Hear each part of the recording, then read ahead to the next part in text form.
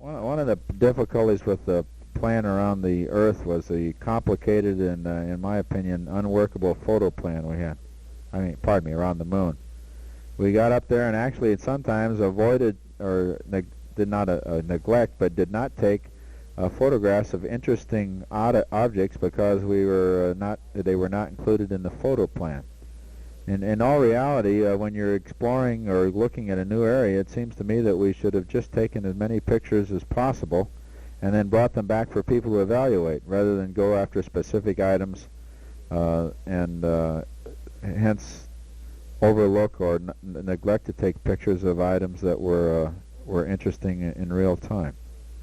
The photo plan was complicated. The changes of films required in just taking one picture from the next with the magazine changes and so on, and then trying to log it with a manual procedure rather than having a good onboard tape set up, in my opinion, were overly ambitious. And although there was an awful lot of work done on it, I think that we probably would have been better off just to go out and take as many pictures as possible.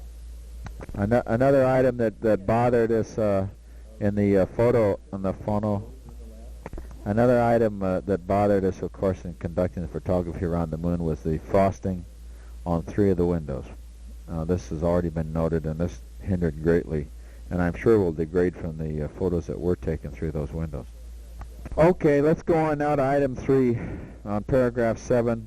Bill Anders has already mentioned that he filed a minority report on the photo plan, and certainly there was a lot of pre-mission planning that went into that and a lot of hard work, and I'm sure that the photos we got will be worthwhile, are worthwhile. The spacecraft changes again as a result of flying a mission in relatively short time. I really liked the way this operated. We had about 2 or 3 meetings where we decided what we needed to change on the spacecraft. The decisions were made and kept. Things like we put a new SPS engine in. We made some changes to provide an alternate means for dumping wastewater that we did not need to use. But all the basic decisions to prepare 103 for a lunar mission were made in about 3 meetings with Mr.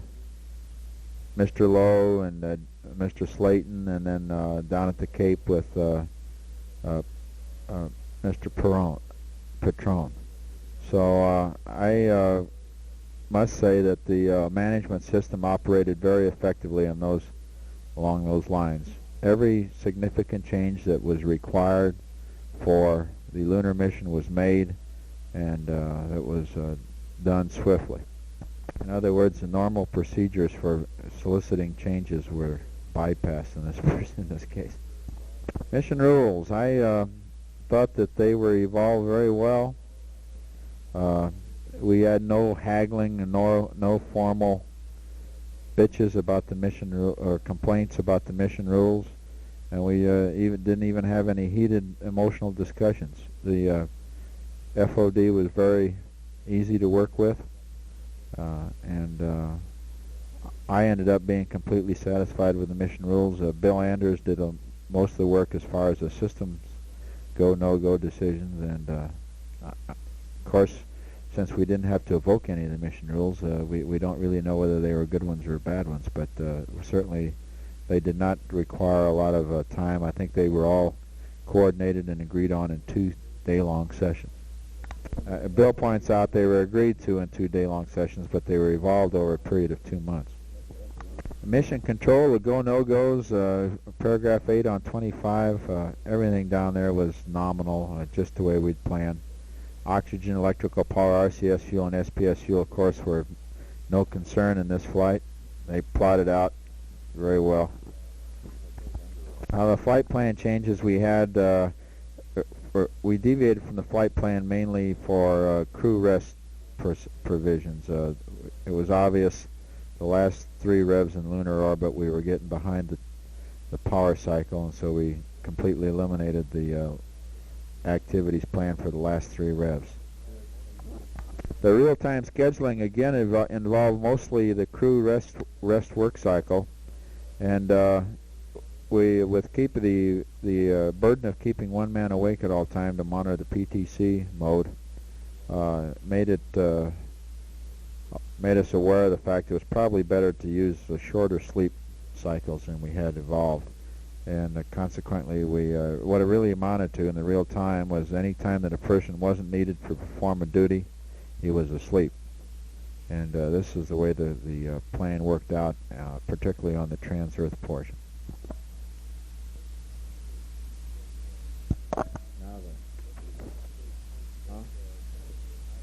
Now picking up on page 26, item 14, this is out of sequence from paragraph 5.8, page 24. We've already covered the first 13 items. Now starting with item 14, the flight data file. The flight data file for our mission worked well. One of the items that I thought was particularly important for the entry was that each crew member have an entry checklist. Although we had not planned to do this, we did have it, and it was very effective in speeding up the entry timeline. Another thing that all crew members agree on is that the launch through TLI checklist that was flight plan oriented seemed to work quite well and did not require breaking out a flight plan, but took us all the way through S4B evasive maneuver without a problem.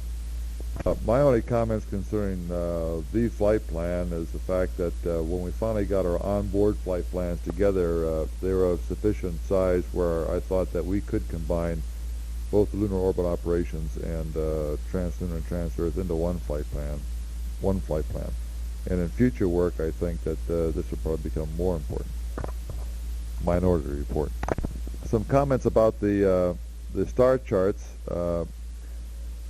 I felt that the charts that we had developed the moon and the Earth positioning on worked out quite well. I compared them with the flight plan as far as what stars to use for nav sightings. We used Aldrin's chart a little bit concerning the 90-degree sun line for PTC, but mainly we used it only as a comparison with what the ground gave us for PTC attitudes, but it turned out to coincide with what the ground gave us. I used basically for for lighting down in the LEB, lighting control, the two black star charts, but they are nominal ones, the ones we've had before, but they turned out to be harder to put on the lights than we did in the simulator, and consequently they ended up floating up in the tunnel most of the time, and this particular procedure didn't work out too well. I used just briefly the lunar orbit star chart that had been developed with the lunar equator, and it again was very adequate for the need. The systems book and malfunction book were excellently prepared by many people. Fortunately, we didn't have to use them very much.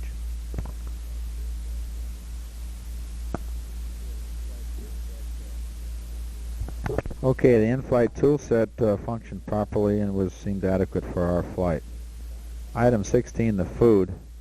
I think by and large, although we agree that the food is acceptable for the rest of the operational Apollo flights, we feel that there has to be a definite improvement in the food for the long duration missions. By and large, the bite-sized items were not eaten. The rehydratables it takes too much time to rehydrate them. They tend to, all of them taste the same except for the stronger items like the fish meals.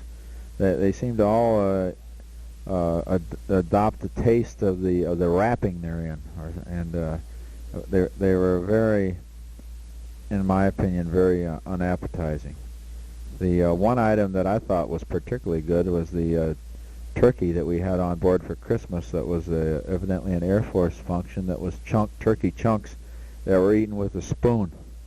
And this was very good. It required no problem as far as rehydrating, and it tastes great. It's probably a good idea also to include a spare packet just of fruit juices and drinks. That grape punch was good, and some other drinks that are a little different, so that grapefruit drink was good, so that you end up with a more consumable drinks that could be used at any time during the day rather than just at mealtime. we did that by raiding the extra food we had on board and taking the drinks out of it. Item 17, the personal hygiene equipment. We already discussed the fact that the urine collection device really is unacceptable for long duration flights, and although it will be, of course, it's operationally feasible for the Apollo flights. The fecal collection system, again, is unacceptable for the long duration flights. And there should be, I think, probably rather than worry about analyzing the hormones in a 25-hour urine sample, post-flight urine sample, the people involved with urine ought to be figuring out a better way to get rid of it in flight. One more item on the personal hygiene equipment. The little wipes that we get in the food packages to clean up with have the lousiest odor. And it seems to me that we could put a little pleasant odor in with them to make it more palatable when cleansing ourselves. The valve nomenclature on the UCTA also is rather poor, and sort of a 50-50 operation as to which way the valve ought to be. And one time the valve was malpositioned, and the conundrum was sucked in, and a slight hole was punched in the side of the conundrum with the little pointed head of the yellow valve inside the UCTA, and this created some confusion and discontinuation in the cockpit. All in all, the personal hygiene equipment, in my opinion, is substandard and really unsatisfactory.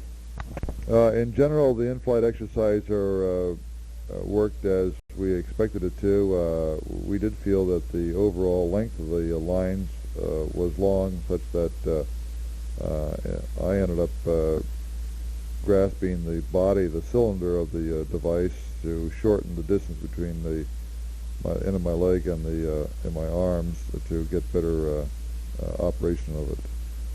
Other than that, though, it worked as we expected it to. Section item 21 on page 26, the data collection. We get right back to the area where it would be good to have an onboard tape recorder that was fed with tapes on board and could be used as a log, and it would be far better, even if we had to use a separate microphone to transmit into it rather than putting it into the spacecraft system. It would be a very useful item to have a small tape recorder on board. The problem with the DSE is that the voice quality is coupled with the telemetry bit rate required, and an individual tape recorder without this coupling would be much easier to use by the crew. There's not really any great requirement for real-time readout of recorded data, and I think it's felt by all hands that recorded data is important, and it was a real pain in the neck to try to cycle in with telemetry requirements. Thermal control of the spacecraft has already been discussed. I guess we should mention again that the spacecraft remained cool and comfortable during entry, even though the cabin fans were not on and there was no extended heat cold soak provided. Item 23, the medical kit seemed to be adequate for this mission. I want to talk about the Secanol. I'm convinced that even though I tried it out on the ground and I got again a not too unacceptable reaction from the Secanol, I'm convinced that this is what made me nauseous earlier in the flight. I tried it again later with a half a dose and got nauseous again. Now, Bill Anders used the Secanol quite effectively for inducing sleep, and it may be that we'll want to carry this in the future, but it seemed to me that we ought to make sure, perhaps with a more extensive evaluation of the pills before committing the crew to use them. Right, the 100 milligram Secanol was the one that caused the problems. Camera equipment, we'll let Bill Anders comment mostly on the camera equipment. I would like to say one thing. The film magazines required some manual manipulation before we could get the cameras to initiate each time we brought them out. Now, I've discussed this with the camera people, and they feel it's a vibration during launch that causes the magazines to back off. I do think that we'd be better off exposing one or two shots on the ground prior to loading the thing, so that when you grab a camera in the air, you don't have to fool around and manually manipulate the magazine in order to get it to start. I've already commented on the marking of film magazines, but one general comment I think for future flights is that the Hasselblad camera, seeing the dead acquisition cameras seem to be most adequate for what we're using them for now. I think that they're too noisy, and some work should be done, either make them quieter or look at a new camera, because there's some inhibiting of photographs during crew rest periods in order to avoid waking up the crewmen.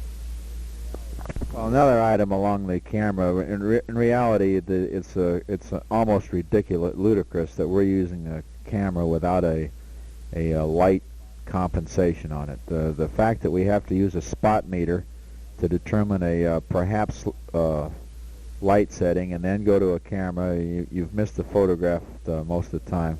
It seems to me that with all the other things, that we can develop a communication system that operates at lunar distances and a TV that transmits there. We ought to have a handheld camera that doesn't require manual manipulation of the light settings. And I think it's absolutely ridiculous that we're stuck with this type of situation.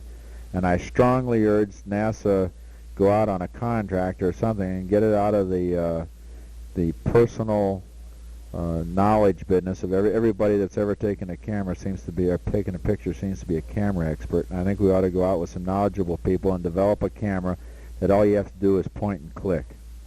Also, with reference to filters for the camera, the polarizing filter, if it's going to be used again, ought to have detents and much better marking in order to be able to tell exactly what position it's in. Also, the red and blue filters tended to fall off the camera at regular intervals.